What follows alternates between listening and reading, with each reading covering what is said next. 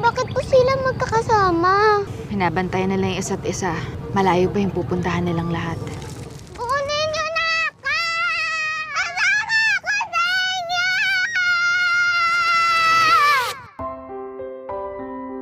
Asan si Grace?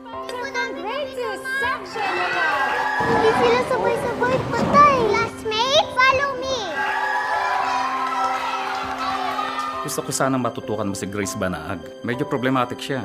Bili na kayo! Naka-lipstick ka. Higit lang kayo kasi maganda ako. Matigas ang ulo. Good morning, Grace. Bakit hindi ka sumali sa group work? Pwede na ko na lang.